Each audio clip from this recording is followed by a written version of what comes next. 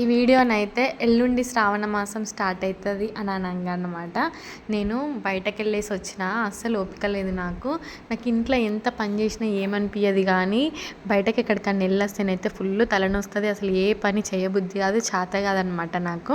ఇక ఒక ఛాయ్ అయితే తాగిన. ఇక మా పిల్లలైతే మా ఇంట్లో ఇక మా పిల్లలు మా ఆయన అందరూ అయితే ఇంకొక రోజు అయితే ఇక నాన్ వెజ్ తినాం కదా నెల రోజులు దాకా, ఇక బిర్యానీ చెయ్యు ఇవ్వాల అని అయితే నా పానం మీద కూర్చున్నారు. ఇప్పుడు అసలు బిర్యానీ చేయడానికి ఓపిక, మ్యారినేట్ చేయడానికి ఓపిక, టైం అస్సలు లేదనమాట. అందుకని కిలో చికెన్ తీసుకొచ్చిండు. అందులో నుంచి నెక్స్ట్ డే కూడా తినొచ్చు కదా అని కొంచెం అయితే తీసి పక్కన పెట్టేసి లెగ్ పీస్లు కొన్ని పీసెస్ అయితే వేసి ఇక్కడనైతే చికెన్ బిర్యానీ చేస్తున్నా. సింపుల్గా చేసేస్తున్నా అనమాట.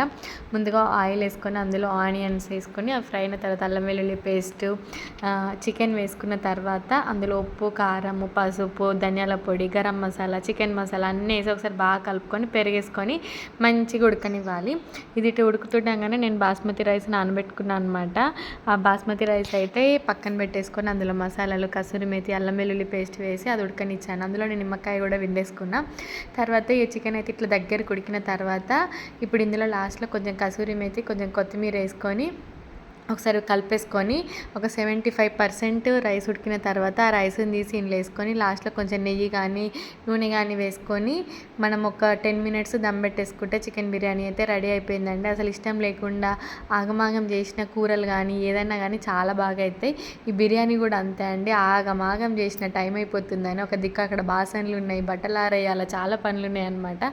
మస్తు అయింది టేస్ట్ అయితే. నచ్చితే లైక్ చేయండి, సబ్స్క్రైబ్ చేసుకోండి మన ఛానల్ని.